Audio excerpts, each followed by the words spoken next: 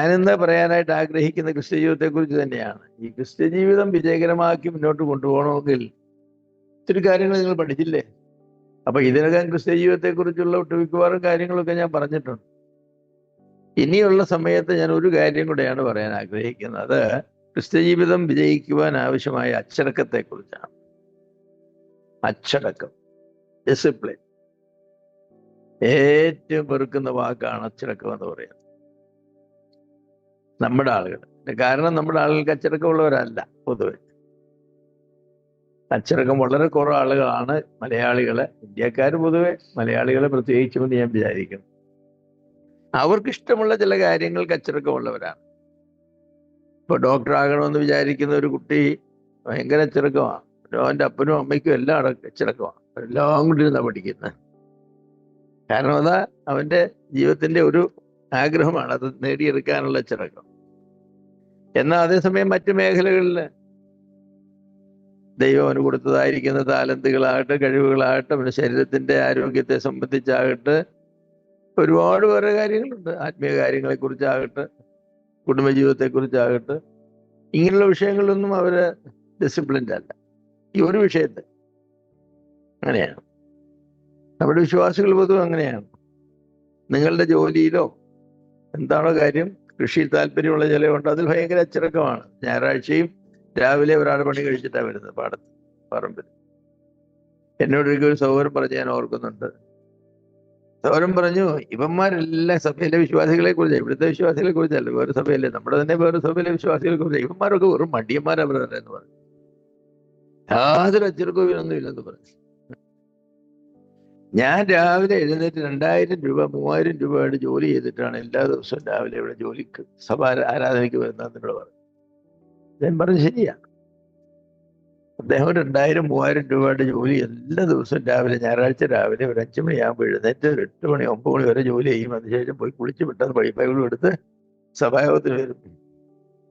അപ്പൊ അദ്ദേഹം പറഞ്ഞ അങ്ങനെയാണ്. അദ്ദേഹം ഒരുപാട് കാശുണ്ടാക്കിയൊരു മനുഷ്യനാണ്. അപ്പൊ ആ ഒരു മേഖലയിൽ ഭയങ്കര ഡിസിപ്ലിൻ ആയിരുന്നു അദ്ദേഹത്തിന്.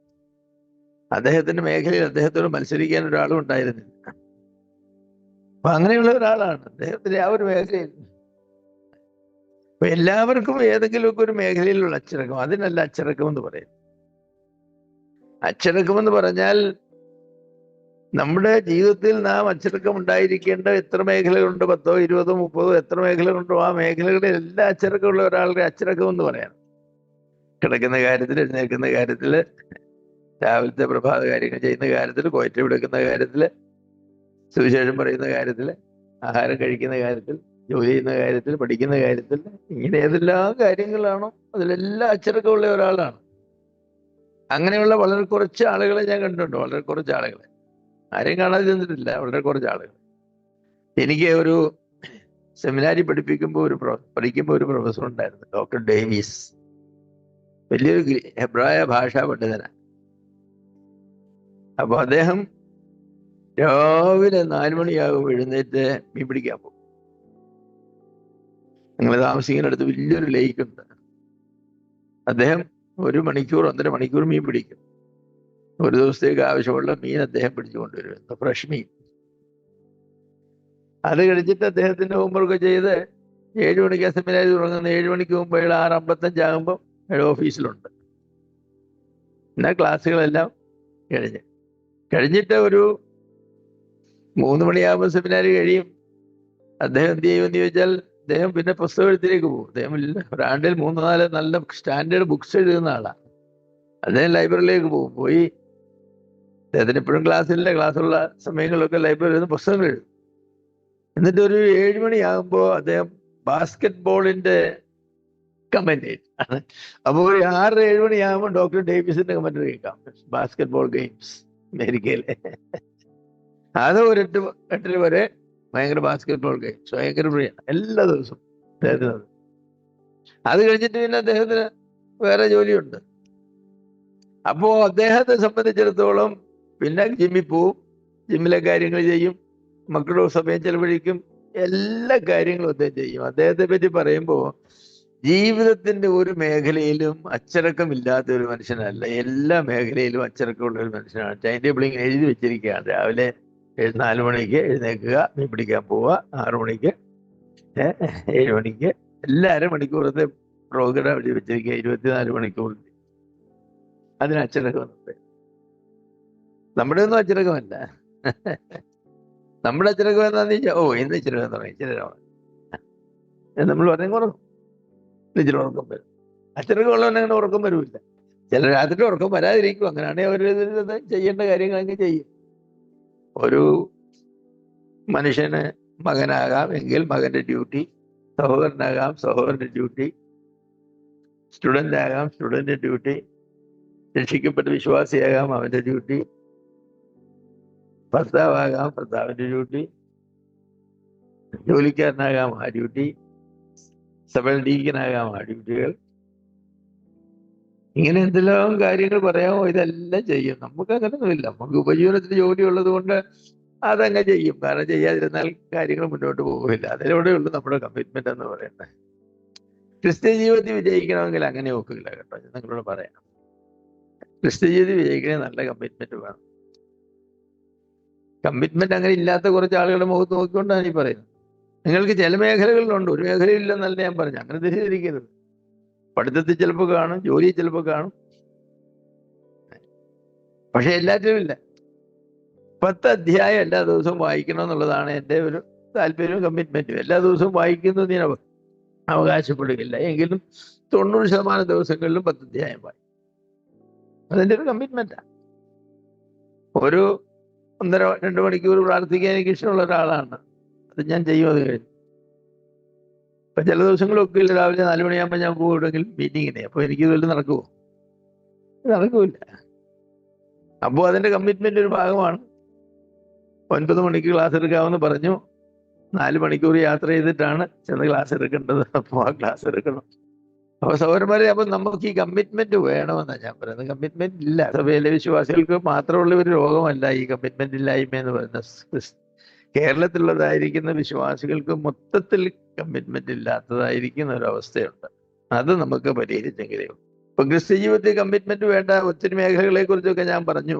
ഭർത്താവ് എന്ന നിലയിൽ, മകനെന്ന നിലയിൽ, അപ്പനെന്ന നിലയിൽ, സഹോദരൻ എന്ന നിലയിൽ, സഭയുടെ ശുശ്രൂഷകന്മാരെന്ന നിലയിൽ, ഇങ്ങനെയൊക്കെ ഒത്തിരി മേഖലകൾ ഞാൻ പറഞ്ഞു. അതേക്കുറിച്ചൊന്നും ഞാൻ ഇന്ന് ടച്ച് ചെയ്യാൻ പോകുന്നില്ല. ഇന്നും കർത്താവ് അനുവദിച്ചാൽ അടുത്ത ആഴ്ചകളിലുമായിട്ട് ഞാൻ ടച്ച് ചെയ്യാൻ പോകുന്നത് ഒരു ഗോഡ്ലി മാൻ, ഒരു ദൈവമനുഷ്യനായി തീരുവാനുള്ള അച്ചടക്കത്തെ കുറിച്ചാണ്. ഒരു ദൈവമനുഷ്യനായി തീരുവാൻ ഗോഡ്ലി മാൻ ഒരു വല്ലാത്ത പ്രയോഗമാണ്. ഗോഡ്ലി മാൻ എന്ന് പറഞ്ഞാൽ ഞാൻ ഒത്തിരി ഭക്തന്മാരെന്ന് പറയുന്നവരെ കണ്ടിട്ടുണ്ട്, പക്ഷെ അവരൊന്നും ഗോഡ്ലി അല്ല. അവരൊക്കെ ഒരു ഭക്തിയുള്ളവരാണ്. അവരുടെ ഒരു അറ്റത്തിൽ എന്ന് പറഞ്ഞാൽ വായിക്കുകയും പ്രാർത്ഥിക്കുകയും സഭയിൽ പോവുകയും ഒക്കെ ചെയ്യുന്നവരാണ്. പക്ഷേ ഗോഡ്ലിനെസ് എന്ന് പറയുന്നതുണ്ടല്ലോ, അത് ആ മോൾഡിലേക്ക് വന്നിട്ടില്ല. അച്ചടക്കം എന്ന് പറഞ്ഞാൽ തന്നെ വാക്കിൻ്റെ അർത്ഥം നിങ്ങൾക്ക് അറിയാം. എന്താ? ഒരച്ചുണ്ടാക്കിയിട്ട് അച്ഛൻ്റെ അകത്ത് കോരി ഒഴിച്ച് പ്രസ് ചെയ്തടക്കം ചെയ്തിട്ട് വീണ്ടും എടുക്കുന്നതിന് അച്ചടക്കം എന്ന് പറയുന്നത്. അതെ, മലയാളത്തിലെ വാക്കിന്റെ കാര്യമാണ് പറയുന്നത്. അച്ചടക്കം എന്ന് പറഞ്ഞാൽ അതാ. അപ്പോ നമുക്കൊരുപാട് മോൾഡുകളുണ്ട്. ഈ മോൾഡുകളിലേക്ക് കോരിയിടണം. ദൈവഭക്തിയുടെ ഒരു മോൾഡുണ്ട്. ഒരു ഭക്തനായ മനുഷ്യരിൽ നിന്ന് പ്രതീക്ഷിക്കുന്ന ഒരുപാട് കാര്യങ്ങളുണ്ട്. ആ കാര്യങ്ങളൊക്കെ നമ്മൾ ചെയ്തെങ്കിലേ വെക്കും, ചെയ്യാതെ വെക്കുകയില്ല. അപ്പൊ അതിൽ ഒന്നാമത് ഞാൻ പറയാൻ ആഗ്രഹിക്കുന്നത് വിശ്വാസം സംബന്ധിച്ചുള്ള അച്ചടക്കമാണ്. വിശ്വാസം സംബന്ധിച്ചുള്ള അച്ചടക്കം. നമ്മൾ ക്രിസ്ത്യൻ ലൈഫ് ബിഗിൻ ചെയ്യുന്നത് അവിടെയാണ്, വിശ്വാസത്തോടു കൂടെയാണ്. കർത്താവായ യേശുക്രിസ്തുവിലുള്ള നമ്മുടെ വ്യക്തിപരമായ വിശ്വാസം. അതിൽ ഒത്തിരി കാര്യങ്ങളുണ്ട്. വിശ്വാസം എന്ന് പറയുന്നത്, ഒരാൾ രക്ഷിക്കപ്പെടണമെങ്കിൽ അദ്ദേഹം കർത്താവിനെ കുറിച്ച് അറിയുന്ന കാര്യങ്ങളൊക്കെ അറിഞ്ഞിരിക്കണം. വേണ്ടേ? ഞാൻ പാപം ചെയ്തില്ല, യേശു മരിക്കില്ല. എൻ്റെ പാപമാണ് യേശുവിൻ്റെ മരണത്തിനിടയാക്കി. ഞാൻ യേശുവിൻ്റെ കൊലയാളിയാണെന്ന് നിങ്ങൾ എപ്പോഴെങ്കിലും നിങ്ങൾക്ക് തോന്നിയിട്ടുണ്ടോ? നമ്മളെക്കുറിച്ച് നമ്മൾ തോന്നുന്നത് എന്താ? ഞാനൊരു നല്ല മനുഷ്യനായ പാപിയായ മനുഷ്യനാണ്, എല്ലാവരും പാപിയായിരിക്കുന്നു, ഞാനും പാപിയ. ആദാമിന്റെ പാപത്തെ എല്ലാവരും ഏക മനുഷ്യനാൽ പാപം വന്നു, ആ കൂട്ടത്തിൽ എനിക്കും കിട്ടി കുറച്ച്. അല്ലാതെ ഞാൻ അങ്ങനെ വലിയ പാപമൊന്നും ചെയ്തിട്ടില്ല. ഒരു മാനമര്യാദയ്ക്കൊക്കെയാണ് ജീവിച്ചു പോകുന്നത്.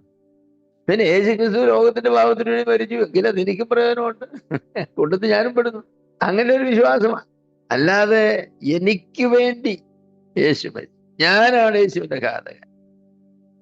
അപ്പൊ എന്റെ വിശ്വാസത്തിന്റെ അച്ചടക്കം എന്ന് പറയുമ്പോൾ ഞാൻ എപ്പോഴും ഇതാണ്, ഞാനൊരു കൊലയാളിയാണ്, ഒരു കൊലയാളി. അതുകൊണ്ട് പൗലോസ് പറഞ്ഞ പാപികൾ ഞാൻ ഒന്നാമനാണ്. യേശുക്രിസ്തു പാപികൾ രക്ഷിപ്പാൻ ലോകത്തിൽ വന്നു എന്നുള്ളത് വിശ്വാസ്യവും. എന്നിട്ട് പറഞ്ഞു ആ പാപികളിൽ ഞാൻ ഒന്നാമത്തവനെന്നാ പറഞ്ഞ ആ പാപികളിൽ ഞാൻ ഒന്നാമത്. അപ്പൊ പൗലോസ് പറയുന്നത് പൗലോസിന് മേൽ വേറൊരാളും ഇല്ല, ഞാനാണ് താനാണ്. അതുപോലെ ഓരോ മനുഷ്യർക്കും പറയാനായിട്ട് ഇടയാകണം, ഞാനാണ് ആ പാപികളെന്ന്. ചില മനുഷ്യരൊക്കെ അങ്ങനെ അവര് സംസാരിക്കുകയും ഇടപെടുകയും ഒക്കെ ചെയ്യുന്നത് കാണുമ്പോൾ, സഭയിലുള്ള മറ്റു വിശ്വാസികളുമായിട്ടുള്ള അവരുടെ ഇടപാടിലും സംസാരത്തിലും ഒക്കെ കാണുമ്പോൾ അവർ പറയുന്നത് എന്താണെന്നറിയോ? ഈ സഭയിലെ ഏറ്റവും നല്ലവൻ ഞാനാണ്, ഈ സഭയിലെ ഏറ്റവും വിശുദ്ധൻ ഞാൻ, നിങ്ങളൊക്കെ പാപികൾ, അതൊക്കെ കൊള്ളരുതാത്ത മനുഷ്യനാണ്, ഞാനതല്ല. ഒരു കൊലപാതകന്റെ മെന്റാലിറ്റി ഒന്നും നമുക്കാർക്കും ഇല്ലണ്ടോ?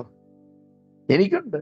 കാരണം ഞാൻ യേശുവിനെ കൊന്നവനല്ലേ, എന്റെ പാപത്തിന് വേണ്ടി യേശു മരിച്ചത്. അപ്പൊ എന്റെ വിശ്വാസത്തിന് ഒരു വസ്തുനിഷ്ഠ വശമുണ്ട്.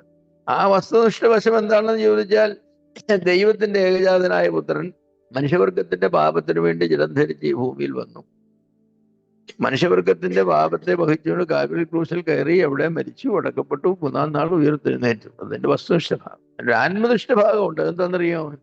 യേശു ക്രിസ്തു എന്റെ പാപങ്ങളുടെ പരിഹാരത്തിന് വേണ്ടി ഈ ഭൂമിയിൽ വന്നു, എനിക്ക് വേണ്ടി മരിച്ചു.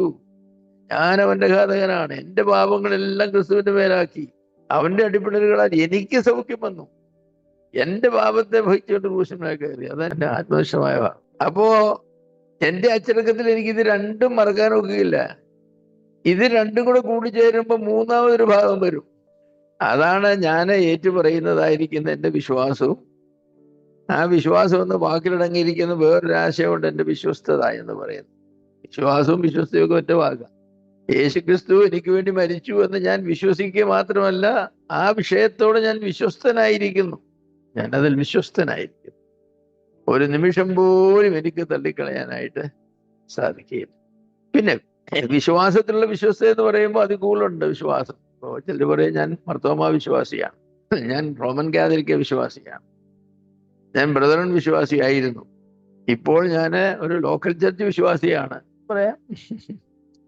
എന്നൊക്കെ പറയുമ്പോൾ എന്താന്ന് ചോദിച്ചാൽ, ലോക്കൽ ചർച്ച് എന്ന് പറയുന്നതായിരിക്കുന്ന ഒരു വിഭാഗം ആളുകളെ പഠിപ്പിക്കുകയും പ്രചരിപ്പിക്കുകയും വിശ്വസിക്കുകയും ചെയ്യുന്ന കുറെ കാര്യങ്ങളുണ്ട്. അത് ഞാൻ വിശ്വസിക്കുന്ന കൂട്ടത്തിൽ. മർത്തോമാ വിശ്വാസിയാന്ന് പറഞ്ഞാൽ മർത്തോമാക്കാരെന്ന് പറഞ്ഞ ആളുകൾ വിശ്വസിക്കുന്ന കുറെ കാര്യങ്ങളുണ്ട്. അത് ഞാൻ വിശ്വസിക്കുന്ന ആളാണ്.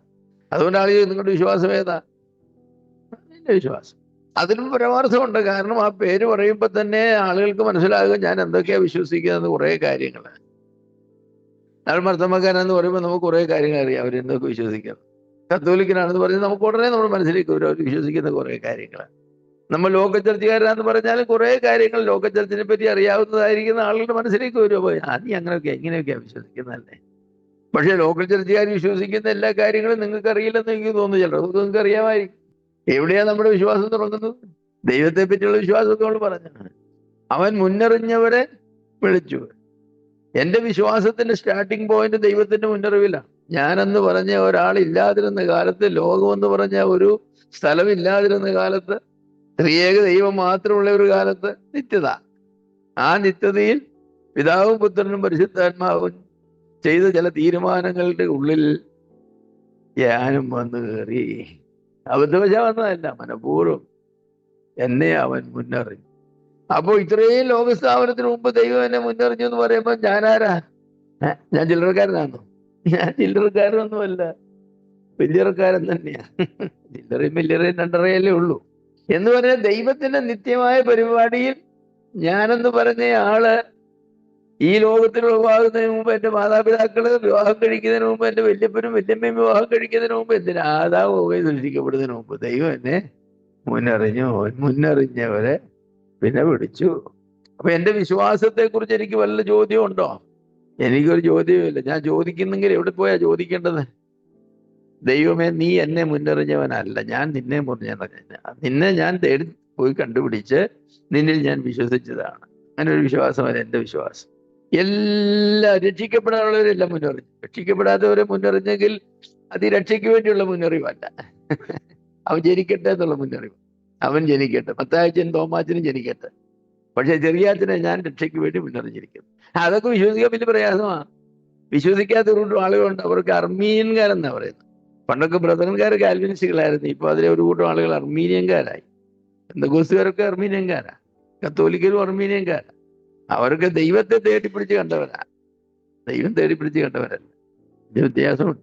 ഇപ്പോഴും ലോകമെങ്ങുള്ള ബ്രദറൻകാർ കാൽവിനിസ്റ്റുകൾ തന്നെ. മുന്നറിഞ്ഞവരെ ദൈവം വിശ്വാസത്തിന് വേണ്ടി വിളിച്ചു. മുന്നറിഞ്ഞവരെയല്ലേ വിളി സുവിശേഷത്താലല്ലേ. മുന്നറിവിനൊക്കെ ഒത്തിരി വിഷയങ്ങളുണ്ട്. എൻ്റെ വിഷയം ഇന്ന് രാത്രി മുന്നറിവിനെ കുറിച്ചല്ല. ഞാൻ അതുകൊണ്ട് അത് തർക്കിക്കാനൊന്നും വരുന്നില്ല. അപ്പൊ ദൈവത്തിന്റെ മുന്നറിവിലാണ് എൻ്റെ ആരംഭം എന്ന് പറയുന്നത്. എൻ്റെ വിശ്വാസം എന്ന് പറയുന്നത് ഞാനതേക്കുറിച്ചൊന്നും അറിഞ്ഞിരുന്നില്ല. ഞാൻ ജനിക്കുന്നതിന് മുമ്പ് അറിയാനോ?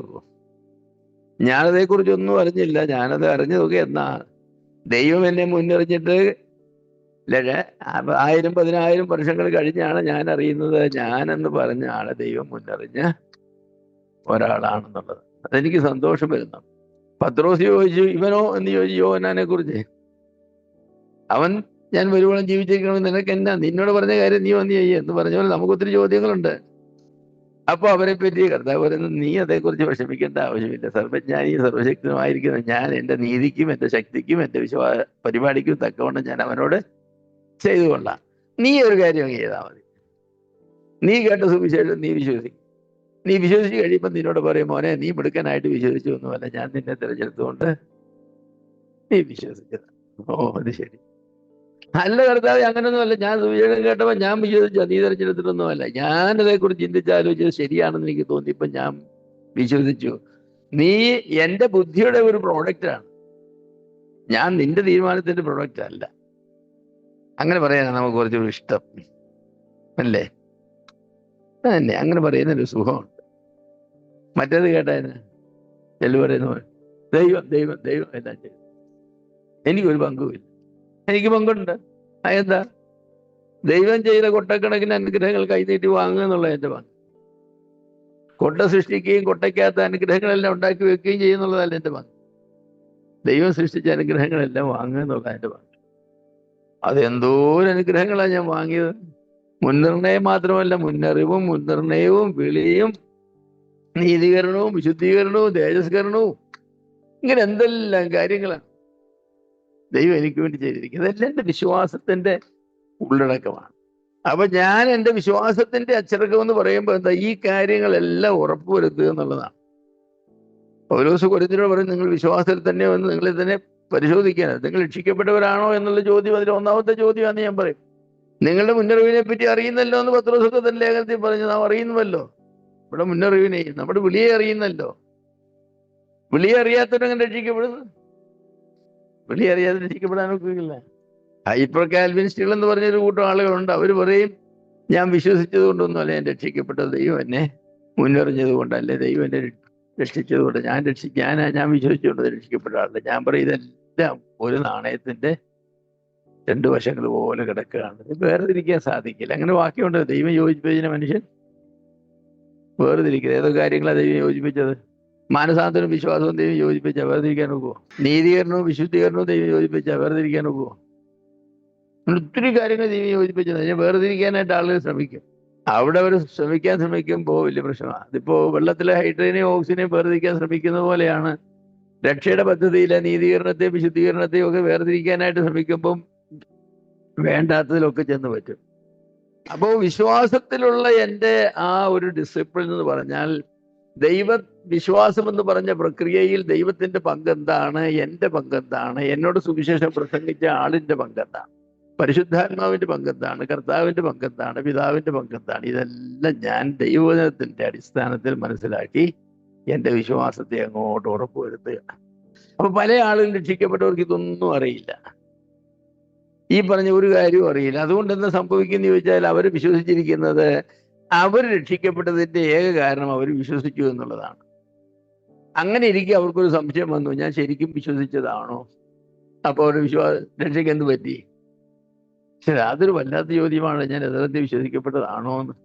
ദൈവം എന്നെ മുന്നറിഞ്ഞതാണോ എന്നുള്ളതിനെ കുറിച്ച് എനിക്ക് ചോദ്യം ഉണ്ടാവില്ല. കാരണം എന്താന്ന് ചോദിച്ചാൽ, മുന്നറിഞ്ഞെങ്കിൽ മാത്രമേ എനിക്ക് വിശ്വസിക്കാൻ ഒക്കൂ. ഞാൻ വിശ്വസിച്ചതുകൊണ്ട് ഞാൻ മുന്നറിഞ്ഞവനാണ്. ദൈവവചനം പറയുന്നു വിശ്വസിച്ചവരൊക്കെ മുന്നറിഞ്ഞവരാണ്.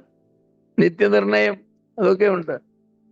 അപ്പൊ വിശ്വാസത്തിൽ പലർക്കും ഉറപ്പില്ലാത്തതിന്റെ കാരണം എന്താന്ന് ചോദിച്ചാൽ, ഈ വിശ്വാസം എന്ന് പറഞ്ഞതിൽ ദൈവത്തിന്റെ പങ്ക് ശരിക്കും മനസ്സിലാക്കിയിട്ടില്ല, നമ്മുടെ പങ്ക് മനസ്സിലാക്കിയിട്ടില്ല. നമ്മോട് സുവിശേഷം പറഞ്ഞതായിരിക്കുന്ന ആളിനൊരു പങ്കില്ലേ. ചിലർ പറയില്ല, ഞാൻ അവന്റെ രക്ഷയിലേക്ക് നടത്തിയതെന്ന്. അങ്ങനെ പറയാറുണ്ട്. ഞാൻ അവന്റെ രക്ഷയിലേക്ക് നടത്തി. അതിൻ്റെ തെറ്റ്? VP ജേക്കബ് എന്ന് പറഞ്ഞ ഒരു ദൈവദാസനെ എന്നെ രക്ഷയിലേക്ക് നടത്തിയത്. നല്ല ഒരു ആദരണീയനായ ദൈവദാസനായിരുന്നു അദ്ദേഹം എന്നെ രക്ഷയിലേക്ക് നടത്തിയത്. അപ്പോ അതെനിക്ക് വളരെ പ്രധാനപ്പെട്ട ഒരു കാര്യമാണ് അദ്ദേഹം രക്ഷയിലേക്ക് നടത്തി എന്നുള്ളത്. അങ്ങനെ വളരെ ഓരോരുത്തർക്കും അങ്ങനെ പറയാനായിട്ട് സാധിക്കും. അദ്ദേഹത്തിന്റെ ഫോട്ടോ ഞാൻ എൻ്റെ ഈ ബൈബിളില്ല, വേറെ ബൈബിളില്ല, ഒട്ടിച്ചു വെച്ചിട്ടുണ്ട്. എനിക്ക് അദ്ദേഹത്തെ മറക്കാൻ ഒക്കില്ല. കാരണം അദ്ദേഹം വഴിയാണ് ദൈവം എനിക്ക് വേണ്ടി ചെയ്തിട്ടുള്ളതായിരിക്കും ദൈവത്തിന്റെ പരിപാടികളെ കുറിച്ച് എന്നോട് പറഞ്ഞത്. നിങ്ങളെ നടത്തിയവരെ എന്നൊക്കെ പറയില്ലേ, നിങ്ങളെ നടത്തിയവരെ ഓർക്കാനൊക്കെ പറയില്ലേ, അവരൊക്കെ ഓർക്കണം. അപ്പൊ വിശ്വാസത്തിലൊരു അച്ചടക്കമുണ്ട്. ആ അച്ചടക്കം എന്ന് പറയുന്നത് ദൈവത്തിന്റെ പങ്ക് അധികം എൻ്റെ പങ്ക്. എൻ്റെ പങ്കെന്ന് പറയുന്നത് എന്താണ്? ദൈവം തരുന്നതിനെ കൈനീട്ടി സ്വീകരിക്കുക. എൻ്റെ പങ്ക് സ്വീകരിക്കുന്ന പ്രധാനപ്പെട്ട കാര്യമാണെന്ന് ചോദിച്ചാൽ പിന്നല്ലേ. ദൈവം തരുമ്പോൾ വേണ്ടെന്നും പറഞ്ഞിങ്ങനെ നിന്നാലും അങ്ങനെ നിൽക്കിയില്ല. അതെൻ്റെ വേറൊരു വശമാണ്. ദൈവം മുന്നറിഞ്ഞവർ അങ്ങനെ നിൽക്കാൻ ഒക്കുകയില്ല. ഇനി അല്പനേരം അവർ പറഞ്ഞാൽ പിന്നെ അവർ കൈ നീട്ടിയേ ഒക്കും. കാരണം അവൻ മുന്നറിഞ്ഞവരെ വിളിച്ചവരെ പിന്നെ എന്ത് ചെയ്തു? നീതീകരിച്ചു. അപ്പൊ ഈ പ്രോസസ് എല്ലാം നടക്കണ്ടേ? അപ്പൊ എത്ര നേരം കൈകെട്ടി നിൽക്കും? അധികം നേരം നിൽക്കാനൊക്കെ. അപ്പോൾ ഇതെല്ലാം വളരെ പ്രധാനപ്പെട്ടതായിരിക്കുന്ന കാര്യമാണ്.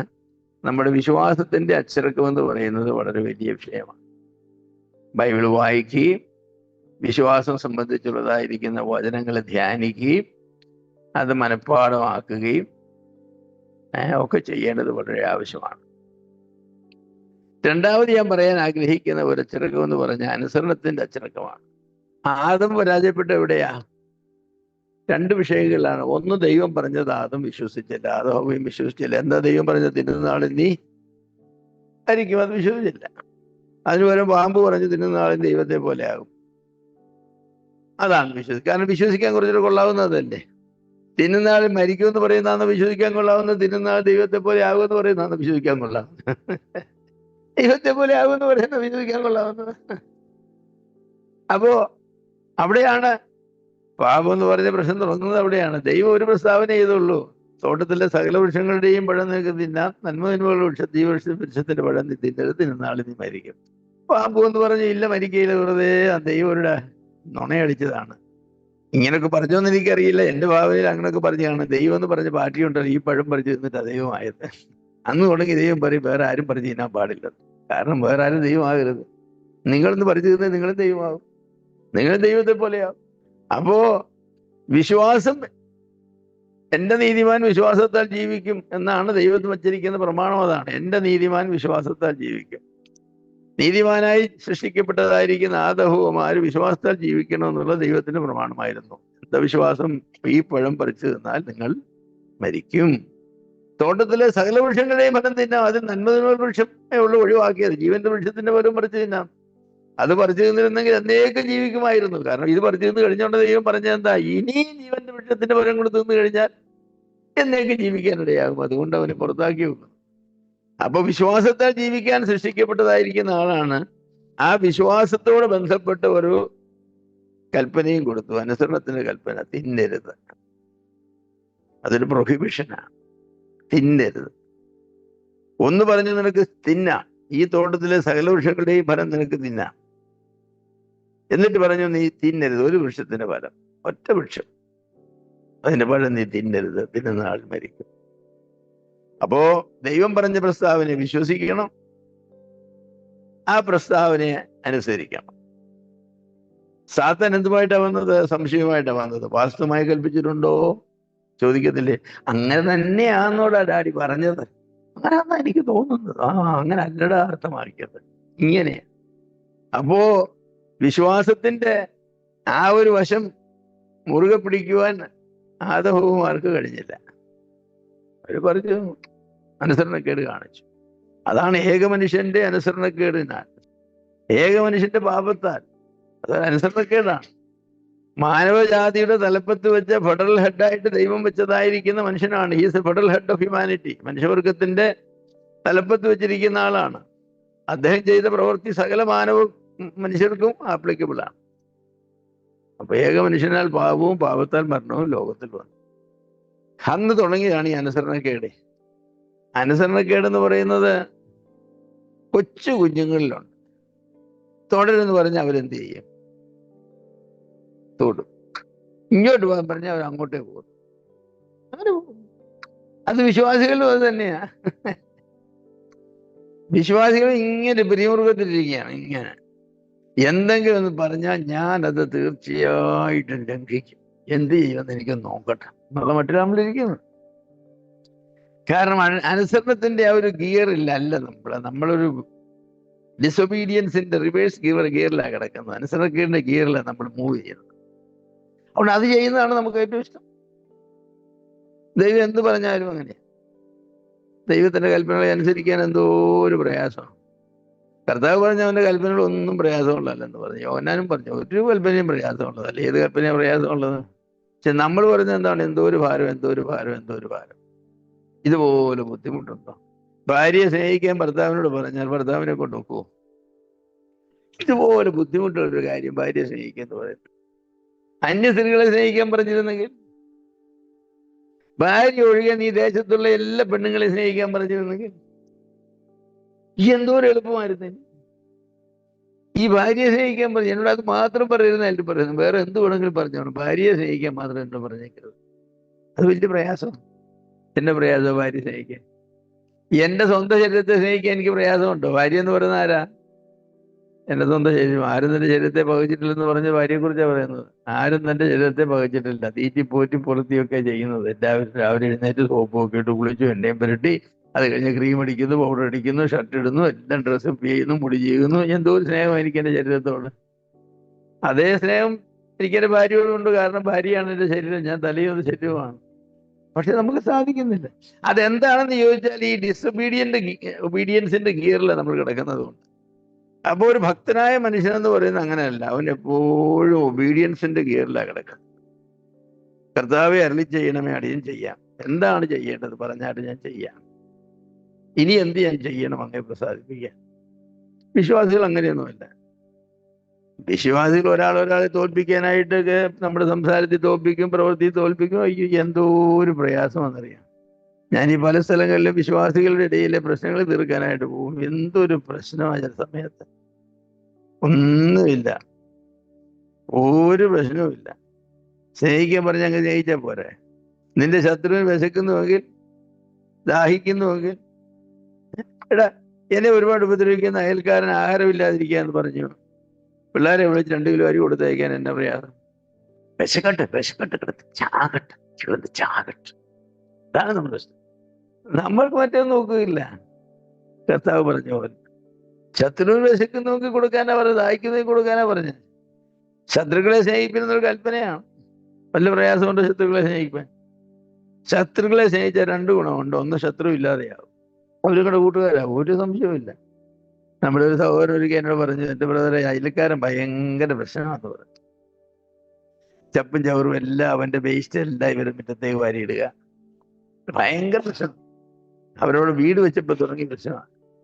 ഞാൻ പറഞ്ഞൊരു കാര്യം ചെയ്യേ, 1 കിലോയുടെ ഒരു നല്ല പ്ലം കേക്ക് വാങ്ങിക്കാൻ പറഞ്ഞു. വാങ്ങിച്ച് ഞങ്ങൾ ഭാര്യയും ഭർത്താവും കൂടെ അങ്ങ് കയറി ചെല്ലാൻ പറഞ്ഞ ദിവസം വൈകിട്ട് അവരെല്ലാം അവിടെ ഉള്ളപ്പോൾ എന്താ ചേട്ടാ എന്നൊക്കെ പറഞ്ഞ് കയറി ചെന്നു. ഈ കേക്ക് അങ്ങോട്ട് കൊടുക്കുക. നിങ്ങൾ ഞങ്ങളുടെ അയൽക്കാരായിട്ട് കിട്ടിയത് ഞങ്ങൾക്ക് ഭയങ്കര സന്തോഷമാണ്. നിങ്ങളെ പോലെ നല്ല മനുഷ്യർ ഞങ്ങൾ പല സ്ഥലങ്ങളിൽ ജീവിച്ചിട്ടുള്ളവരാ, ഇത്ര നല്ല മനുഷ്യര് അല്ലേ എന്നൊക്കെ പറഞ്ഞ് അവർ കുറച്ച് തരുന്ന അവർ ചായയൊക്കെ കൊടുത്തു. അതിനുശേഷം കച്ചറ എറിയുന്ന പരിപാടി ഇരുന്നത്. പിന്നെ പറയുന്നത് ഞങ്ങളുടെ ആളുകൾക്ക് വരുമ്പം വണ്ടി പാർക്ക് ചെയ്യണേ ഞങ്ങളുടെ മുറ്റത്ത് പാർക്ക് ചെയ്തു. സ്ഥലമുണ്ടല്ലോ ഇവിടെ. ഈ കർത്താവ് പറഞ്ഞതാ, നിന്റെ ശത്രുവിന് വിശക്കുന്നുവെങ്കിൽ അവന് കൊടുക്കാൻ പറഞ്ഞോ. കേക്കില്ല വിശദിരിക്കുമൊന്നും അല്ല, പക്ഷെ നിങ്ങൾ കൊടുത്തപ്പോ ഏറ്റവും നല്ലതാ കൊടുത്തത്. നമ്മൾ ശത്രുക്കളെ ഉണ്ടാക്കുകയല്ലേ, നമ്മൾ ശത്രുക്കളെ ഉണ്ടാക്കുക. എവിടെ ചെന്നാലും നമ്മുടെ നമുക്ക് വിശ്വാസികൾക്ക് ശത്രു ഉണ്ടെങ്കിൽ അവനെ ജയിക്കാൻ അവന്റെ മാർഗവും കർത്താവ് കൊടുത്തിട്ടുണ്ട്.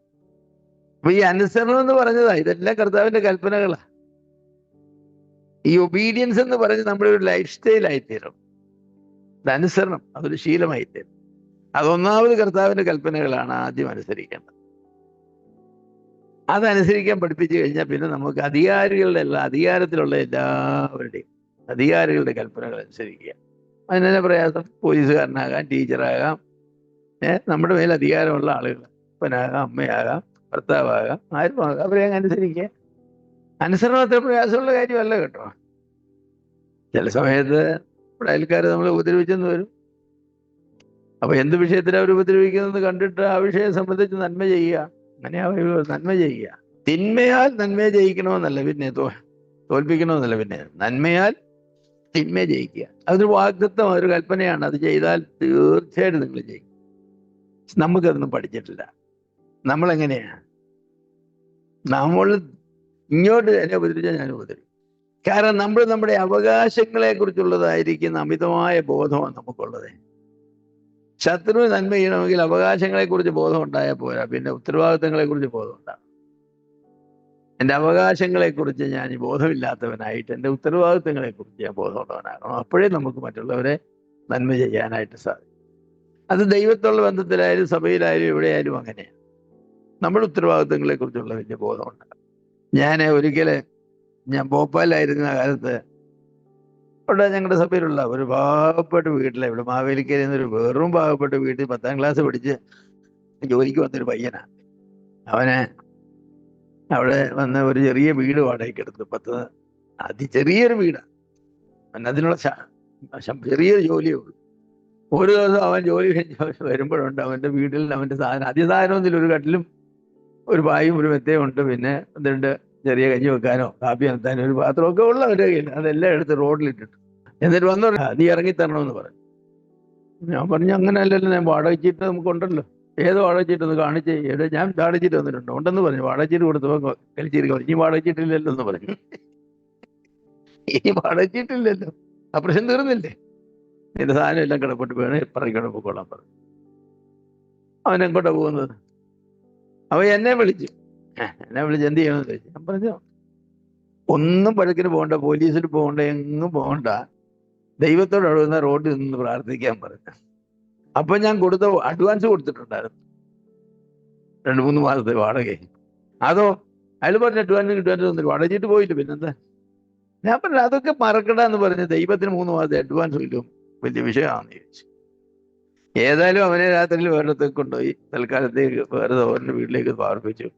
ഭയങ്കര വിഷമത്തിലായിരുന്നു. ഞാൻ പറയും, പോട്ടെ, ദൈവം തമ്മിൽ തരുമെന്ന് പറഞ്ഞു. അതല്ലേ ദൈവത്തിന്റെ വാഗ്ദത്തം. ഈ മനുഷ്യൻ പിറ്റേ ദിവസം അവനെ ജോലിക്ക് ചെന്നപ്പോ എൻ്റെ ബോസ് അവനെ വിളിച്ചിട്ട് അവൻ്റെ കയ്യിൽ ഒരു അപ്പോയിൻമെന്റ് ലെറ്റർ കൊടുത്തു. ഇവനെ അവിടെ ജോലിക്ക് കയറിയ സമയത്ത് ഇവൻ 2 പോസ്റ്റ്, LDC പോസ്റ്റിനും അതുപോലെ സ്റ്റെനോഗ്രാഫർ പോസ്റ്റിനും അപ്ലൈ ചെയ്തത്. ഇവൻ സ്റ്റെനോഗ്രാഫി അറിയാവുന്നവന്. അപ്പൊ അവന് സ്റ്റെനോഗ്രാഫറായിട്ട് ആ ദിവസം മുതൽ അപ്പോയിൻമെന്റ് കൊടുത്തിരിക്കുന്നത് ലെറ്ററാ. ഇപ്പൊ കിട്ടുന്നതിന് ഇരട്ടി ശമ്പളം ഉണ്ടെന്ന് മാത്രമല്ല, ആ ദിവസം തുടങ്ങി 5-6 മാസത്തെ കുടിശ്ശികയും ഉണ്ട്. അപ്പൊ അവൻ എന്നെ വിളിച്ച് പറഞ്ഞു, ദൈവം പ്രവർത്തിച്ചെന്ന് പറഞ്ഞു. ഞാൻ പറഞ്ഞു, ദൈവം പ്രവർത്തിക്കില്ലേ, പിന്നെ എന്താ ചെയ്തതെന്ന് ചോദിച്ചു. എനിക്ക് സ്റ്റെനോഗ്രാഫറുടെ ജോലിയും കിട്ടി എന്ന് മാത്രമല്ല 6 മാസത്തെ അപ്പോയിൻമെന്റ്, ആ ഡേറ്റ് തുടങ്ങിയുള്ള അപ്പോയിൻമെന്റും ഇതുവരെയുള്ളതായിരിക്കുന്ന ശമ്പളവും കിട്ടി. ഞാൻ പറഞ്ഞു, പിന്നെന്താ നിനക്ക് വിഷയം? ഈ പാർട്ടി ഇവിടെ തുമ്പയില് ജനറൽ മാനേജറായിട്ട് റിട്ടയർഡ് ചെയ്തത്. ദൈവം മാനിച്ച് നമ്മൾ നന്മ ചെയ്താൽ അങ്ങനെ കിട്ടുമെന്ന് പറഞ്ഞു. ആ മനുഷ്യന് അവന്റെ അഡ്വാൻസും കൊണ്ടുപോയി, അവന്റെ സാധനം കൊണ്ടുപോയി. അയക്ക് എന്തോ പറ്റി, എനിക്കറിയില്ല അയക്ക് എന്തോ പറ്റുന്നു. ഒന്നും പറ്റാൻ പോകുന്നില്ല, ഒരു ഗുണവും വരാൻ പോകുന്നില്ല. പക്ഷെ ഇവന്റെ ഒരു കേസിന് പോയിരുന്നെങ്കിൽ ഇവൻ ജയിക്കുകയില്ല. കാരണം ഇവന് ഒരു രേഖയുമില്ലല്ലോ. വാടക ചീട്ട് കളിച്ച് കയറി കളഞ്ഞു, വേറെ ഒരു രേഖയുമില്ല. ഇവന് വീട് കൊടുത്തെന്നുള്ളതിന് ഒരു തെളിവുമില്ല. ആരെങ്കിലും പറയുന്ന തെളിവല്ലേ ഉള്ളൂ. അപ്പൊ നമ്മൾ ഇതൊക്കെ പഠിക്കണമെന്നാ പറയുന്നത്. ഈ ഒബീഡിയൻസിന്റെ ഒരു ഭാഗമാണ്. ദൈവം ശത്രുക്കളെ സ്നേഹിക്കാനും നിങ്ങളെ ഉപദ്രവിക്കുന്നവരെ അനുഗ്രഹിക്കാനും ഒക്കെ ദൈവം പറയുമ്പോൾ നമ്മൾ അത് ചെയ്യണം. നമ്മൾ അത് ചെയ്യാതെ നമ്മൾ ഓരോ കാര്യങ്ങൾക്ക് വേണ്ടി പോയാൽ ശരിയാവില്ല. അപ്പൊ ഈ ഡിസിപ്ലിൻ ഓഫ് ഒബീഡിയൻസ് എന്ന് പറയുന്നത്, ഓരോ ദിവസവും ബൈബിൾ വായിക്കുമ്പോൾ കർത്താവേ, ഇന്ന് ഞാൻ അനുസരിക്കേണ്ട കൽപ്പനകൾ എന്താണ്, എന്നെ കാണിച്ചു തരണമേ എന്ന് പ്രാർത്ഥിച്ചിട്ടാണ്. അപ്പോ ആ ഭാഗം നിങ്ങൾ ഒരു അധ്യായം വായിക്കുന്ന ആളെങ്കിൽ ഒരു അധ്യായം ആ ഭാഗം വായിച്ചു, അതിനകത്ത് നോക്കി ഏതൊക്കെ കൽപ്പനകളാണ്, അത് ഞാൻ എന്തൊക്കെ അനുസരിക്കാനുണ്ട്, അനുസരിക്കാനുള്ള കൽപ്പനകളൊക്കെ മാർക്ക് ചെയ്ത് വേറെ പേപ്പറിലേക്ക് എഴുതി, നോട്ട്ബുക്കിലേക്ക് എഴുതി, ഇന്ന് പകൽക്കാലം ഞാൻ ഈ കൽപ്പന അനുസരിക്കാനായിട്ട് പോവുകയാണ്. നിങ്ങൾക്ക് വല്ല ദോഷം വരും? ഒരു ദോഷം വരില്ലെന്ന് ഞാൻ പറയും, വരൂല്ല. കാരണം നിങ്ങൾ ദൈവത്തെ മാനിച്ചാണ് അത് ചെയ്യുന്നത്. പക്ഷെ അങ്ങനെ ഒന്നും ജീവിക്കാൻ നമുക്ക് പഠിച്ചിട്ടില്ല, നമ്മളെ ഒന്നും അങ്ങനെ പഠിപ്പിച്ചിട്ടുമില്ല. അപ്പോൾ ഈ ഒരു ഭക്തന്റെ ജീവിതശൈലി എന്ന് പറഞ്ഞാൽ ഈ ഡിസിപ്ലിൻ ഓഫ് ഒബീഡിയൻസ് ആണ്. നമ്മളെ ഉപദ്രവിക്കുന്നതിന് അനുഗ്രഹിക്കും. അപ്പൊ വല്ലപ്പോഴും പ്രാർത്ഥിക്കണം, കർത്താവേ എന്നെ ഉപദ്രവിക്കാനായിട്ട് നീ വല്ലവരെയും ഒക്കെ വെക്കണേ, എനിക്കിടയ്ക്ക് അവരെ ഒന്ന് അനുഗ്രഹിക്കാൻ പറയണം. നമ്മളങ്ങനൊന്നും പറയില്ല. നമ്മൾ പാടുന്നവരും പ്രാർത്ഥിക്കുന്നവരും തിരുത്താഴത്തിന് കരഞ്ഞുകൊണ്ട് ഷെയർ ചെയ്യുന്നവരും പിന്നെ പ്രബോധനം നന്നായിട്ട് പറയുന്നവരും ഒക്കെയാണ്. പക്ഷേ ഒബീഡിയൻസ് എന്ന് പറയുന്നത് നമ്മളുമായിട്ടൊന്നും ഈ രക്ഷയ്ക്ക് വേണ്ടി സുവിശേഷത്തിൽ വിശ്വസിച്ചു, സ്തോത്രം, ഇത്രയും നല്ല കാര്യം. പക്ഷെ അത് കഴിഞ്ഞ് ഒന്നുമില്ല. ഭാര്യമാർക്കാണെങ്കിലും ഒരു കാപ്പി ഇട്ട് കൊടുക്കാൻ പറഞ്ഞാൽ എന്തോ ഒരു പ്രയാസം. ചില സമയത്തല്ലേ ഉറക്കം പിടിച്ചിരിക്കുമ്പോൾ എനിക്ക് പോയി ഉറങ്ങാൻ സമ്മതിക്കില്ല. ഒരു മനുഷ്യന് വെളി വന്നു അത്രയായപ്പോ കാപ്പി കാപ്പി എന്ന് പറഞ്ഞ് വന്നിരിക്കുക. ആ കാപ്പിനെ കുടിച്ചിട്ട് വല്ല ഗുണമുണ്ടോ? ആ കാപ്പി കുടിച്ചിട്ട് യാതൊരു ഗുണവുമില്ല. ഞാനുള്ള കാര്യം പറയാം. അതേസമയം ഉറക്കം വന്നിരിക്കുമ്പോൾ കാപ്പി ഒരു കഷ്ണം കൈക്കൂടെ കൊണ്ടുവരട്ടെന്ന് ചോദിച്ചിരുന്നെങ്കിൽ നല്ല ഭാര്യ കൊണ്ടുവന്നാട്ട്. അങ്ങനൊന്നും ചെയ്യാൻ നമ്മളെ ശീലിപ്പിച്ചിട്ടൊന്നുമില്ല. നമ്മളെല്ലാം പഠിപ്പിച്ചത് ആരുടെ കല്യാണം കഴിച്ചെന്ന് വിചാരിച്ച ഒരു പുരുഷന്റെ അടിമയൊന്നും ആകരുത് എന്നല്ലേ പഠിപ്പിച്ചിട്ടുള്ളത്. അങ്ങനെയല്ല പഠിപ്പിച്ചത്. അങ്ങനെയൊന്നും നമുക്ക് ഭക്തരാകാൻ നോക്ക്. ചില സമയങ്ങളിൽ ചില മനുഷ്യർ നമ്മളെ ഉപദ്രവിക്കുന്ന വിധങ്ങളൊക്കെ നോക്കിയാൽ എന്തോ ഒരു കാൽക്കുലേറ്റഡ് ആയിട്ടൊക്കെ അവർ ഉപദ്രവിക്കുന്നത്. പക്ഷെ നമ്മളതിനോട് പ്രതികരിക്കുന്നത് എങ്ങനെയാന്ന് ചോദിച്ചാൽ കൃപയോടുകൂടെ പ്രാർത്ഥന കഴിച്ചിട്ട് കർത്താവ് നമ്മോട് പറഞ്ഞ പോലെ നമ്മൾ പ്രതികരിക്കുമ്പോൾ അവരങ്ങ് ലജ്ജിച്ച് നാണക്കെട്ട് പോകുക. ചില പാഠങ്ങളിൽക്കൂടെയൊക്കെ ദൈവം നമ്മളെ കൊണ്ടുപോയെങ്കിലും ഒബീഡിയൻസ്, ഡിസിപ്ലിൻ ഓഫ് ഒബീഡിയൻസിന് ആദ്യം വേണ്ടത് എന്താണെന്നറിയാമോ? അധികാരത്തോടുള്ള ഒരു വിധേയത്വമാണ്.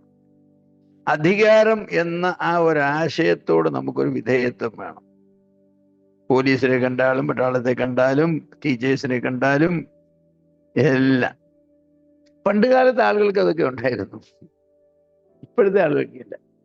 ഞാനും എൻ്റെ അപ്പച്ചനും കൂടെ ഒരിക്കൽ പത്തനംതിട്ട കൂടെ പോകുമ്പോൾ ഒരു 14 വയസ്സുള്ള ഒരു ചെറുപ്പക്കാരൻ എന്ന് പറയണ്ട, ക്രോസ് ചെയ്ത് ഇങ്ങോട്ട് പോയി. അപ്പച്ചൻ അങ്ങോട്ട് പോയി. ഉടനെ അപ്പച്ചൻ തിരിഞ്ഞു നോക്കിയിട്ട് ഇടാ ഇരിക്കോടൊന്ന് വിളിച്ചു. എടാ എൻ്റെ മുഖത്തോട്ട് നോക്കിക്കേ, എന്നെ അറിയാമെന്ന് ചോദിച്ചാൽ അറിയാം, അബ്രാം സാറാ. പിന്നെ നീ എന്താടാ എനിക്ക് വന്ദനം പറയാതെ പോയെ? പറയണ വന്ദനം സാറേ, വന്ദനം ക്ഷമിക്കണം. സാറ് ഓടി വെച്ച് അപ്പച്ചൻ പറഞ്ഞിടാ, ഗുരുഭക്തി എന്ന് പറഞ്ഞ ഒരു കാര്യമുണ്ട്. നീ അത് ചെയ്തില്ല, നീ എന്നെ മറികടന്ന് പോവല്ലോ. നീ ഇന്നത് ചെയ്തല്ല, അത് നിനക്ക് നന്മയാണ്. ഇപ്പോഴത്തെ കാലത്തെ പിള്ളേരോട് അത് പറഞ്ഞ അടി പിടിച്ചു പോരും, ഇല്ലയോ? അത് അന്നത്തെ കാലത്തെ ആളുകളോട് പറയാമായിരുന്നു. അന്നത്തെ കാലത്തെ ടീച്ചേഴ്സിന് ആ സ്നേഹമുണ്ട്. ഞാൻ 1964 പത്തനംതിട്ട മാർത്തോമായി സ്കൂളിൽ നിന്ന് പഠിച്ച് പാസ്സായി പോയത്. അത് കഴിഞ്ഞ് 4 കൊല്ലം കോളേജിൽ പഠിച്ചു. അത് കഴിഞ്ഞിട്ട് ഞാൻ മധ്യപ്രദേശത്ത് പോയി, ഭോപ്പാലിൽ പോയി 7 കൊല്ലം അവിടെ ആയിരുന്നു. അത് കഴിഞ്ഞിട്ട് ഞാൻ അമേരിക്കയിൽ 10 കൊല്ലം പോയി. ഇതെല്ലാം കഴിഞ്ഞ് ഞാൻ നാട്ടിൽ വന്നു. ഒരു ദിവസം ഞാൻ കോഴഞ്ചേരി ബസ് സ്റ്റാൻഡിൽ നിൽക്കുമ്പോൾ ഒരാൾ എൻ്റെ അടുക്കലേക്ക് വന്നിട്ട് തോമസ് അല്ലേന്ന് ചോദിച്ചു. ഞാൻ ചോദിച്ചു എൻ്റെ ഹൈസ്കൂളിലെ ടീച്ചറാണ്. അയ്യോ, എനിക്കുണ്ടായ സന്തോഷം. ഞാൻ നമസ്കാരം സാറേ, നമസ്കാരം എന്നൊക്കെ പറഞ്ഞു. നീ ഇപ്പൊ എവിടെയാന്ന് ചോദിച്ചു. എനിക്ക് വർത്താനമൊക്കെ പറഞ്ഞു. അന്നിട്ട് പെങ്ങളെ വീട്ടിൽ പോയിരുന്നു ദുബായിലെന്ന് പറഞ്ഞു. കാര്യമൊക്കെ പറഞ്ഞു. കുറേ നേരം വർത്താനം പറഞ്ഞു. ഫിലിപ്പ് സാർ അന്നത്തെ ഗുരുക്കന്മാരുടെ സ്നേഹമാണ്. എത്ര വർഷം കഴിഞ്ഞെന്നറിയാമോ? എനിക്കെന്തോ ഒരു വ്യത്യാസം വന്നെന്നറിയാമോ?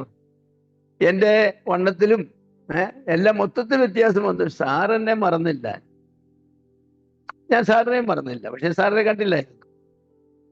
സാർ എന്നെ കണ്ടു ഓടി വന്നു, റോഡ് ക്രോസ് ചെയ്തു.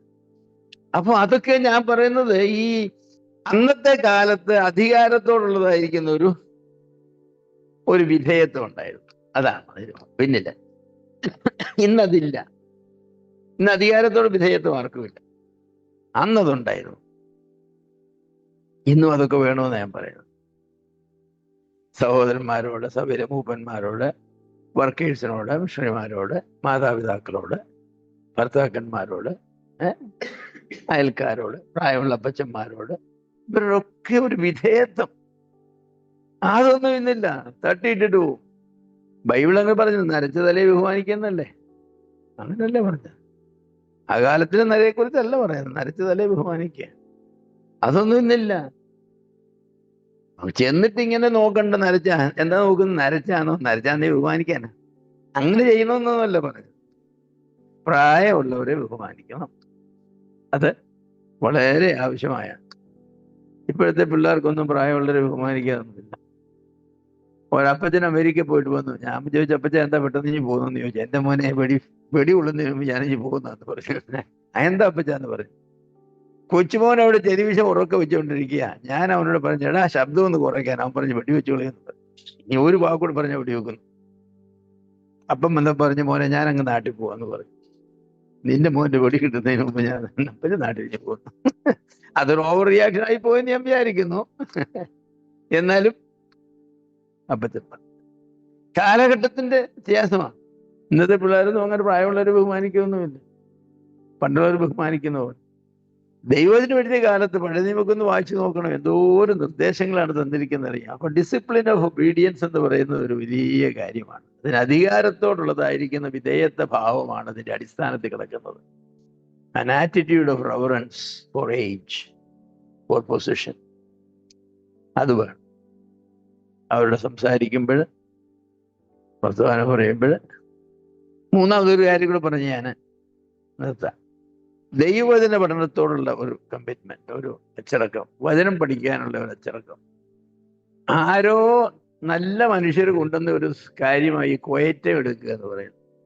ആരോ നല്ല മനുഷ്യർ കൊണ്ടുവന്ന അന്ന്, കാരണം ആരും ബൈബിൾ വായിക്കാത്തൊരു കാലത്ത് അത് കൊണ്ടുവന്നത്. ഇന്ന് അതുപോലെ ഒരു ഡിസർവീസ് ഇല്ല. ഇന്നത്തെ ക്വയറ്റം എടുക്കാൻ പോവാ. 2 വാക്യം. ഇവിടെ എന്താണ് കൽപ്പന? ഒന്നുമില്ല. വാഗ്ദത്തം അതുമില്ലല്ലോ. ക്വയറ്റ് എടുത്തേ. എന്തൊരു ക്വയറ്റ് ടൈമാണ്. അതാണ് ക്വയറ്റ് ടൈം എന്ന് പറയുന്നത്. സങ്കീർത്തനക്കാരും അതുപോലെ പഴയ നിയമ വിശുദ്ധന്മാരും പ്രവാചകന്മാരും ഒക്കെ അങ്ങനെയല്ല. നിന്റെ വചനം കണ്ടെത്തി പഠിച്ചിരിക്കുന്നതാണ്. കണ്ടെത്തി പഠിച്ചിരിക്കുക, അന്വേഷിച്ച് നടന്ന് വചനം കണ്ടെത്തി പഠിച്ചിരിക്കുന്നു. വചനം ചുരുളുകൾ എഴുതി അങ്ങ് ചവച്ച് തിറക്കുക. അത് അലങ്കാരികമായ ഒരു പ്രയോഗം. വചനം കണ്ടെത്തി പഠിച്ചു എന്ന് പറയും. ചുരുളുകൾ തിന്നും നല്ല അർത്ഥം. എന്നാൽ അങ്ങനെയാണ്. രാവും പകലും നിന്റെ വചനം എന്റെ ധ്യാനമായിരിക്കുന്നു. ദൈവവചനം സൂര്യൻ രാവിലെ കാത്തിരിക്കുകയാണ്. സൂര്യോദയം ഉണ്ടായെങ്കിൽ, വെളിച്ചം വന്നിരുന്നെങ്കിൽ വചനം വായിക്കായിരുന്നു. ഇന്നത്തെ പോലെ ഇലക്ട്രിസിറ്റി ഒന്നുമില്ല. ശകലം ഒലിവെണ്ണ ഒഴിച്ചൊരു ശകലം തിരുതിയും. അതാണ് ചുരുളുമൊക്കെ നൂത്ത് അതിൻ്റെ വെച്ച് വായിക്കുന്നതിനൊക്കെ പ്രയാസം. അപ്പൊ വെട്ടം വന്നിരുന്നേ വായിക്കാൻ മതി. പ്രഭാതത്തിന് വേണ്ടി കാത്തിരിക്കുന്നു. ദൈവവചനത്തിന് വേണ്ടിയുള്ള ഒരു ദാഹം, ഒരു വിശപ്പ്. അപ്പത്തിന് വേണ്ടിയുള്ള വിശപ്പല്ല, വെള്ളത്തിന് വേണ്ടിയുള്ള ദാഹവുമല്ല, പിന്നെ ദൈവത്തിന്റെ വചനത്തിന് വേണ്ടിയുള്ള ദാഹം. അത് ദൈവഭക്തനായ ഒരു മനുഷ്യന് ഈ വിശപ്പ് ഒരിക്കലും അടങ്ങുകയില്ല, എത്ര വായിച്ചാൽ. ഇന്ന് ഞാൻ രാവിലെ എഴുന്നേറ്റു, 2 മണിയായപ്പോ കൊണ്ടുവന്നു, പിന്നെ ഉറങ്ങില്ല. പിന്നെ 12 വായിച്ചു, 22 സങ്കീർത്തനം വായിച്ചു. എന്തൊരു സന്തോഷം. പിന്നെ കുറേ നേരം പ്രാർത്ഥിക്കാനും എടുത്തു. എന്തൊരു സന്തോഷം. ഈ സങ്കീർത്തനങ്ങളൊക്കെ വായിച്ചാൽ നമുക്ക് എന്തൊരു ടേസ്റ്റിയാന്നറിയും, എന്തൊരു മധുരമാണെന്നറിയും. അതൊക്കെ വായിച്ചാൽ 10 വായിച്ചാലും അങ്ങോട്ട് തീരും. വചനം അങ്ങോട്ട് വായിക്കണം. ഇത് വചനം വായിച്ചെന്ന് പറയാൻ വേണ്ടി എന്താണ് ഇച്ചിരി ഒരു ചാരം 1-ാം സങ്കീർത്തനോ 21-ാം സങ്കീർത്തനോ ഏതെങ്കിലും 117-ാം സങ്കീർത്തനോ ഏതെങ്കിലും സങ്കീർത്തനം വായിച്ചൊരു ആർക്ക് വേണ്ടി? ഈ പണ്ട് പറയുന്ന ആർക്കാനും വേണ്ടി ഓർക്കാനിക്കുക എന്ന് പറയുന്നത് അർത്ഥം എന്താ? ഈ കൊച്ചിന്റെ തൊണ്ടയ്ക്ക് മുള്ളു പോയേ, അപ്പോ അത് ഛർദ്ദിച്ച് കളയാൻ വേണ്ടിയാണ്. കൊച്ചാർക്ക് വേണ്ടി ഓക്കാനിക്കുന്നത്? ഏതാ ആർക്കാനും വേണ്ടി ഓക്കാനിക്കുക? നിനക്ക് വേണ്ടി ഒന്ന് ഓക്കാനിക്കടാ. അങ്ങനെ ആണോ അതുണ്ടായെന്ന് എനിക്കറിയില്ല കേട്ടോ. ഞാന് അങ്ങനെ കഥ ഉണ്ടാക്കുന്ന ഒരാളാണ്, ഉണ്ടാക്കിയതേ ഉള്ളൂ. എന്നാലും നമ്മളങ്ങനെ പലപ്പോഴും വല്ലതുമൊക്കെ വല്ലവർക്കും വേണ്ടി ഓക്കെ, അങ്ങനെ കാര്യമില്ല. നമുക്ക് വേണ്ടി നമ്മുടെ ദൈവവചനമല്ലേ, ദൈവത്തിന്റെ വചനമല്ലേ. അതെ, ആകാശവും ഭൂമിയും മാറിപ്പോയാലും പാട്ടുകാരൻ പാടി എന്താ പാടിയത്? ആകാശം മാറും, ഭൂതലവും മാറും, മാറാതുള്ളത് വചനം മാത്രം. ഇത് മാത്രമേ ഉള്ളൂ മാറാതെ, വേറെ എല്ലാം മാറും. ബൈബിളിലെ വാക്കുവാ. ആകാശം ഭൂമി മാറിപ്പോയാലും എൻ്റെ വചനത്തിൽ വള്ളിക്കോ പുള്ളിക്കോ വ്യത്യാസം പറ്റില്ല. അപ്പൊ ഇത് വായിക്കണം. ഇത് വായിക്കാൻ ഒരു ഡിസിപ്ലിൻ വേണം. ഞാൻ സ്കൂളിൽ പഠിക്കുന്ന കാലത്ത് ഞാൻ ഒരു പുതിയ നിയമം സ്കൂളിൽ കൊണ്ടുപോകായിരുന്നു. എൻ്റെ പുസ്തകത്തിൻ്റെ കൂടെ എപ്പോഴും ഒരു പുതിയ നിയമം കാണും. ക്ലാസ് ടീച്ചർ പറയുന്ന താമസിച്ച് ബൈബിളൊക്കെ എടുത്ത് വെച്ച് വായിക്കും. എന്നെ ഉപദേശിച്ചെന്ന് വിളിക്കുന്നത് കൊണ്ട് പിന്നെ ആർക്കും അതേക്കുറിച്ച് ഒരു പ്രശ്നമൊന്നും ഉണ്ടായില്ല. എന്നെ ഞാൻ ഓർമ്മയുള്ള കാലത്ത് ഉപദേശിച്ചെന്ന് വിളിക്കും. അപ്പം ഞാനിതൊക്കെ വായിക്കും. പിന്നെ വീട്ടിലേക്ക് പോരുമ്പോഴും ഞാൻ ഈ ബൈബിൾ ഇങ്ങനെ വായിച്ചുകൊണ്ട് നടക്കും. ഇങ്ങനെ ഒരു ചിന്തിച്ചതാണ്. ഒത്തിരി കാലം കഴിഞ്ഞ് ഞാൻ അമേരിക്കയിൽ നിന്നൊക്കെ വന്നു കഴിഞ്ഞ ശേഷം എൻ്റെ ഒരു മോൻ്റെ കല്യാണം വിളിക്കാൻ ഞങ്ങളുടെ വകയിലുള്ളതായിരിക്കുന്ന ഒരു അമ്മാച്ചൻ്റെ വീട്ടിൽ ചെന്നു. വകയിലെന്ന് പറഞ്ഞാൽ കുറച്ച് അകലമാണ്, ഞങ്ങൾ കുടുംബക്കാരാണ്. അപ്പോൾ അമ്മാച്ചൻ അവിടെ ഇല്ല, കൊച്ചമ്മേ ഉള്ളു അവിടെ. അപ്പം ഞാൻ ചോദിച്ചു, കൊച്ചമ്മയെ അറിയുമോ എന്ന് ചോദിച്ചു. അപ്പോൾ എൻ്റെ സീനിയറായിട്ട് പഠിച്ചതാ ഹൈസ്കൂളിൽ. ഞാൻ 9ാം ക്ലാസ്സിൽ പഠിക്കും, 10ാം ക്ലാസ്സിലൂടെ പഠിച്ചത്, ഞാൻ ഓർക്കുന്നു. അപ്പൊ പറഞ്ഞു അറിയാമോ എന്ന്. റോഡിലെ ബൈബിൾ വായിച്ചിട്ട് നടക്കുന്ന പാർട്ടിയല്ലേ എന്ന് ചോദിച്ചു. റോഡിലെ ബൈബിൾ വായിച്ചിട്ട് നടക്കുന്ന പാർട്ടിയല്ലേ എന്ന്. അപ്പൊ ആ കൊച്ചു അന്ന് സ്റ്റുഡന്റ് സീന് നോട്ട് ചെയ്തൊരു കാര്യമുണ്ട്. റോഡിലൂടെ സ്കൂൾ പിള്ളേർ പോലും റോഡിലൂടെ ബൈബിൾ വായിച്ചിട്ട് നടക്കും. ഞാനത് വായിച്ചിട്ട് നടന്നൊരു അഭിനയമായില്ലല്ലോ. ഈ ബൈബിൾ വായിക്കുക എന്ന് പറയുന്നത് ഭയങ്കര രസമാണ്. ആ രസം ഇന്നും ഒടുങ്ങിയിട്ടില്ല കാര്യം പറയാം. അപ്പൊ ആ ഒരു അച്ചടക്കമുണ്ട് അന്നുകൊണ്ട് ഇന്നുമുണ്ട്. കോളേജിൽ പോയ കാലത്തും ഉണ്ട്, സ്കൂളിൽ പോയ കാലത്തും ഉണ്ട്, ജോലിക്ക് പോയ കാലത്തും ഉണ്ട്. ജോലിക്ക് പോകുമ്പോൾ ഇങ്ങനെ വാക്ക് എഴുതിക്കൊണ്ടാണ് പോകുന്നത്. എന്നിട്ട് ഇതുപോലുള്ള ജോലി ചെയ്യുന്നിടത്ത് ഭിത്തിയായി ഇങ്ങനെ ഒട്ടിക്കും, ടേപ്പ് ഒട്ടിച്ച് വെക്കും ഒന്നിന്റെ വാക്യങ്ങൾ. ഒരു ദിവസം ഉണ്ടായിരുന്നു, മുൻപേ ദൈവരാജ്യവും നീതിയും അന്വേഷിക്കുക അതുകൊണ്ട് ഇതൊക്കെ നിങ്ങൾക്ക് കിട്ടുമെന്നുള്ള വാക്യം. ഒരു വല്യമ്മ വന്ന് ഇങ്ങനെ നോക്കി വെച്ച് പറഞ്ഞു, കിട്ടും, കുന്തം കിട്ടും എന്ന് പറഞ്ഞു. ഞാൻ പറഞ്ഞു, കുന്തമല്ല കിട്ടുന്നത്, ഇതൊക്കെയും ഏതൊക്കെയും എന്ത് തിന്നും, എന്ത് കുടിക്കും, എന്ത് ധരിക്കും, ആദ്യമായി മനുഷ്യന്റെ ജീവിതം സംബന്ധിച്ച കാര്യങ്ങളൊക്കെ കിട്ടും. ഭഗവാന് കിട്ടും. അപ്പൊ ജോലി സ്ഥലത്തായാലും ജോലിക്ക് തടസ്സം വരാതെ നമ്മൾ നമ്മുടെ അതെല്ലാം നോക്കും, ഇടയ്ക്ക് നോക്കിയോ മനപ്പാട് വന്നാക്കുമ്പോൾ ചെയ്യണം. നമ്മൾ എന്ത് സമയമാണ് കളയുന്നത്? ഒരു ഭക്തനായി ജീവിക്കാനുള്ളതായിരിക്കുന്ന അച്ചടക്കം എന്ന് പറഞ്ഞാൽ വചനം ധ്യാനിക്കാനും പഠിക്കാനുമുള്ള അച്ചടക്കം. ചില ആളുകൾ വചനം പഠിക്കുകയില്ല. അവർക്ക് പഠിക്കാൻ അറിയില്ലാഞ്ഞിട്ടാണോ പഠിക്കാത്തതുകൊണ്ടാണോ അറിയില്ല. അവർ പ്രസംഗിക്കുന്നതെന്ന് പറയുന്നത് എന്തെങ്കിലുമൊക്കെ പാടാകുന്നു. ഒരു വേദഭാഗം വായിക്കും, ദൈവം ആ ഭാഗത്ത് പറയുന്ന ഒരു കാര്യവും ആയിരിക്കില്ല അവർ കാണുന്നത്. അവർ എങ്ങനെയോ ഇത് കാണുന്നതെന്ന് തന്നെ എനിക്കറിയില്ല. എങ്കിലും അവർ കാണുന്നുണ്ട് എന്തൊക്കെയോ. ദൈവം തന്നെ അതിശയിച്ച് അവിടെ ഇരിക്കുകയാണ്. ഇതൊക്കെ ഇവരെങ്ങനെ, ഞാനിതൊന്നും പറഞ്ഞിട്ടുമില്ല, ഓർത്തിട്ടുമില്ല, ഇതൊക്കെ എങ്ങനെ ഈ പാറ്റൊക്കെ കിട്ടിയെന്നുള്ളതാണ്. വചനം പ്രസംഗിക്കുമ്പോൾ വചനത്തിൽ പറഞ്ഞതേ പ്രസംഗിക്കുക. ആളുകൾ വരുന്ന നിങ്ങൾക്ക് എന്ത് പറയേണ്ടതെന്ന് കേൾക്കാനല്ല, എനിക്കെന്ത് പറയേണ്ടതെന്ന് കേൾക്കാനല്ല ആള് വരുന്നത്. പിന്നെന്തിനാണ്? ഈ വേദഭാഗത്ത് നിന്ന് ദൈവത്തിന് ഞങ്ങളോട് എന്ത് സംസാരിക്കാനുണ്ട് അതാണ്. ഈ വേദഭാഗത്ത് നിന്ന് ദൈവം എന്താണ് പറയുന്നത്, ദൈവത്തിന് എന്താണ് പറയാനുള്ളത് കേൾക്കാൻ. അത് വേണം പറയാം. അതൊന്നും പറയാം. ചെല്ലുപോലെ ഞാനൊന്നും കൂടെ പറയുന്നു, സാറേ നിങ്ങളൊന്നും പറയണ്ട, ദൈവം പറയുന്ന കാര്യമൊക്കെ പറഞ്ഞാൽ മതി. കുറെ നേരമായാലും ഞാനോ പറയുന്നത് നിങ്ങളെ കേൾക്കാനല്ലേ ഞങ്ങൾ വന്നത്, ദൈവത്തിന് വചനം കേൾക്കാനാണ്. അതുകൊണ്ട് വചനം പ്രസംഗിക്കുക. അങ്ങനെയല്ലേ പൗലോസ് പറഞ്ഞത്, വചനം പ്രസംഗിക്കുക. സമയത്തിലും അസമയത്തിലും ഒരുങ്ങി നിൽക്കുക. നീ വേറൊന്നും പറയണ്ട, വചനം പ്രസംഗിച്ചാൽ മതി.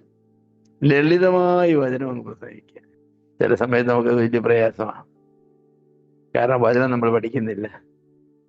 പൗലോസ് തിമോഥെയോസിനോട് പറഞ്ഞ എന്താ പറഞ്ഞ, നിന്റെ പുരോഗതി എല്ലാവരും അറിയണതിന് അങ്ങനെയാണ്. അതേസ് മേ നോ യുവർ പ്രോഗ്രസ് അല്ലേ, അങ്ങനെയല്ലേ പറഞ്ഞ. നിന്റെ അഭിവൃദ്ധി എല്ലാവർക്കും ബോധ്യമാകേണ്ടത്. നന്നായിട്ട് പ്രസംഗിക്കാൻ പറഞ്ഞു. ഓരോ ദിവസം കഴിയുന്നതും ഈ മനുഷ്യൻ മെച്ചമായാണ് വരുന്നത്. നിന്റെ അഭിവൃദ്ധി വചനത്തിൽ കൂടുതൽ പരിജ്ഞാനം ശ്രദ്ധിച്ചാണ്, ദൈവജനത്തോട് 100% വിശ്വസ്ത പുലർത്തിക്കൊണ്ടാണ് പ്രസംഗിക്കുന്നത്. ആ അഭിവൃദ്ധി എല്ലാവരും അറിയണം. അങ്ങനെ വേണം. അപ്പൊ ഒരു ഭക്തനുണ്ടായിരിക്കേണ്ട അച്ചടക്കത്തെ കുറിച്ചൊക്കെ ഞാൻ പറയാൻ വന്നത്. ഭക്തൻ എന്ന് പറഞ്ഞാൽ ഭക്തനായിട്ട് തീരണമെങ്കിൽ വേണമെങ്കിൽ നമുക്ക് ഒത്തിരി അച്ചടക്കമുണ്ട്. ഞാൻ പറഞ്ഞില്ലേ, ചിലർക്ക് പഠിക്കാൻ അച്ചടക്കമുണ്ട്, ചിലർക്ക് ജോലി ചെയ്യാൻ അച്ചടക്കമുണ്ട്, ചിലർക്ക് സമ്പത്ത് സൂക്ഷിക്കാൻ അച്ചടക്കമുണ്ട്, വേറെ ചിലർക്ക് കുടുംബജീവിതത്തിൽ അച്ചടക്കമുണ്ട്. പക്ഷെ അത് പോരാ, എല്ലാ മേഖലയിലും അച്ചടക്കം വേണം. എല്ലാ മേഖലയിലും അച്ചടക്കം വേണം. ബൈബിൾ വായിക്കുന്നതിനും, പ്രാർത്ഥിക്കുന്നതിനും, ഭാര്യയെ സ്നേഹിക്കുന്നതിനും, മക്കളെ അച്ചടക്കത്തിൽ വളർത്തുന്നതിനും, പ്രാർത്ഥനാ ജീവിതത്തിലും, സുവിശേഷം പറയുന്നതിനും, കർത്താവിൻ്റെ വേലയ്ക്ക് കൊടുക്കുന്നതിലും, ഇങ്ങനെ എന്തെല്ലാം മേഖലകൾ ഒരു മനുഷ്യനെ കുറിച്ച് പറയാം. ആ മേഖലകളിലെല്ലാം വിശ്വസ്തത കാണും. ദൈവവചനം അനുസരിക്കുന്നതിന്, വചനത്തിൽ എന്ത് കാണിച്ചാലും അതനുസരിക്കുന്നതിനുള്ള,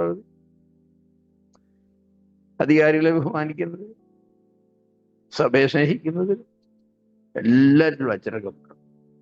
ദൈവം നമ്മെ അനുഗ്രഹിക്കണം.